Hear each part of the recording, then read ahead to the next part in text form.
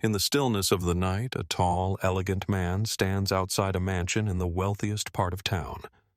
His presence raises suspicions, and soon the police are called. But when they arrive, they discover that the man, who seemed out of place, is actually the owner of it all. What happens next will shock everyone, because not everyone is ready for this lesson. It was a quiet evening in Millbrook, where luxury homes stood like silent sentinels under the low glow of streetlights. The residents of this exclusive neighborhood were hidden behind thick walls and high gates, their lives private and undisturbed. Everything seemed calm until the Kingsley Mansion, one of the largest and most opulent estates in the area, became the focal point of an unsettling event. A tall, athletic figure, dressed in an impeccable black suit, was pacing around the back of the mansion. His presence, dark against the silver of the night, caught the attention of several passers-by.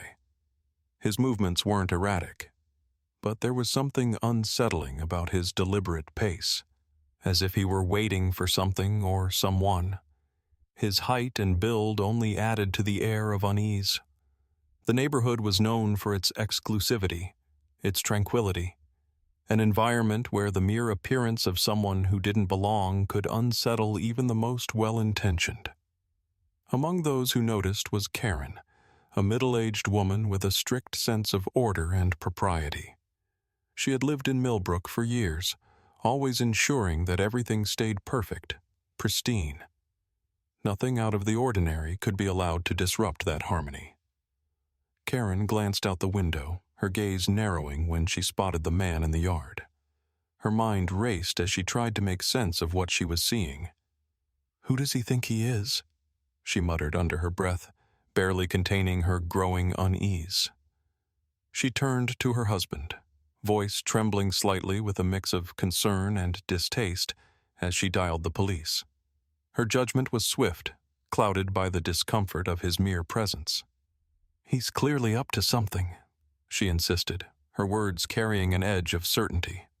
In her eyes, there was no reason for a black man to be lingering around such an expensive property unless something was amiss. She tried to steady herself, but the whispers of doubt had already taken hold. Her call was one of caution, but also one of quick assumptions. A belief that this stranger, this interloper, must be a threat to the peace of her carefully controlled world. The sound of sirens pierced the calm of the night, growing louder as the police car approached the Kingsley estate. Officer Hayes and Officer Davis stepped out of the squad car, their boots hitting the pavement with a soft, deliberate thud. The neighborhood, which had been still just moments ago, now buzzed with the quiet tension of onlookers peering from behind drawn curtains. The figure by the mansion's back gate hadn't moved since they arrived, his posture straight, his eyes locked onto the approaching officers.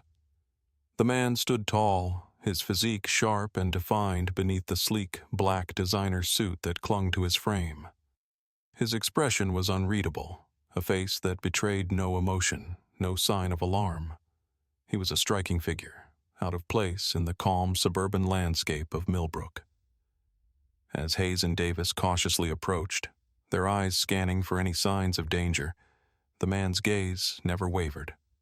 They stopped a few feet away from him, hands resting near their holsters, prepared for anything. "Can we help you, sir?" Officer Hayes asked, his tone firm but neutral. The man spoke with calm confidence, his voice rich, deep, and unwavering. "I live here," he said simply. His words carried an air of certainty, but the stillness of the night only served to amplify the tension in the air. Hayes narrowed his eyes, his skepticism clear. The claim didn't sit right with him. "Really? You sure about that?" His voice dripped with doubt, the question hanging in the air between them, filled with more suspicion than curiosity. The man didn't flinch. He simply stared at the officers, his face a mask of controlled composure. His hands were at his sides, still, but there was a subtle undercurrent of tension running through him, one that could almost be felt in the still night air. From their windows, the neighbors watched, their whispers low but eager. Some exchanged nervous glances, muttering about the stranger's appearance, unable to reconcile the image of a tall, sharply dressed black man standing in front of a mansion like the Kingsley estate with the idea of him actually being a resident. The tension was palpable. There was no way to know for sure what the man's story was. And no one, least of all the officers, was prepared for the truth that would unfold. The air was heavy with tension as Officer Hayes and Officer Davis stepped back, their expressions unreadable, and took Marcus's ID to verify his story. The silence between them was thick, each second stretching longer than the last. The officers exchanged brief, uneasy glances, unsure whether to apologize or press further. Meanwhile, from her window, Karen watched the scene unfold, her unease growing into something sharper, something darker.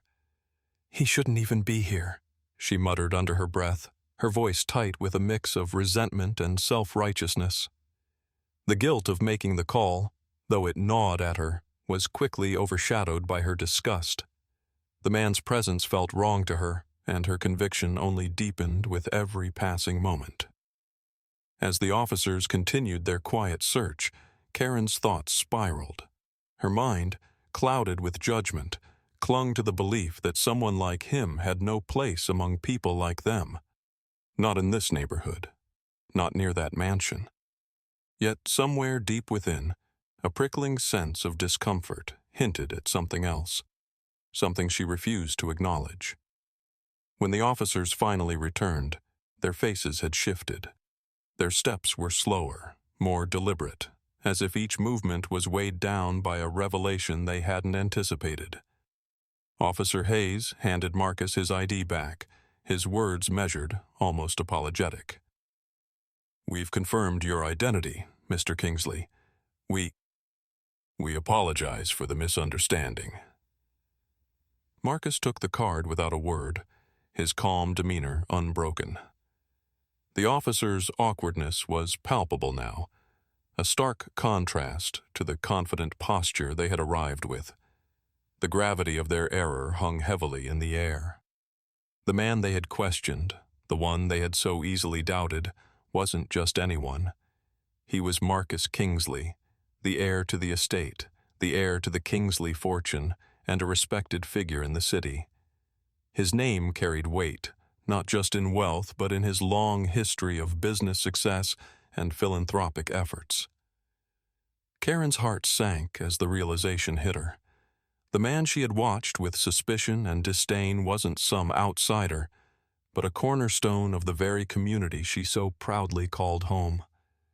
The shame of her assumptions crashed over her like a tidal wave, leaving her paralyzed with embarrassment. Her gaze never left the window, her cheeks burning with the sting of exposed prejudice. What she had believed to be true, what she had assumed without question, was now laid bare for everyone to see. Marcus stood there, silent for a moment, as the police offered their apologies.